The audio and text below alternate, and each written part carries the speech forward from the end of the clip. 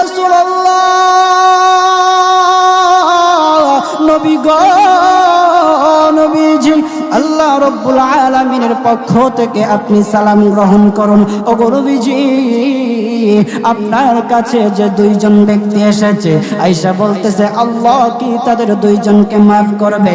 ওগো নবীজি শুনে নেন, কুল ইয়া ইবাদিয়াল্লাযীনা আসরাফু আলা আনফুসিহিম লা তাকনাতু মির রাহমাতিল্লাহ ইন্নাল্লাহা ইয়াগফিরুয যুনুবা জামিআ ইন্নাহু হুয়াল গফুরুর রহিম।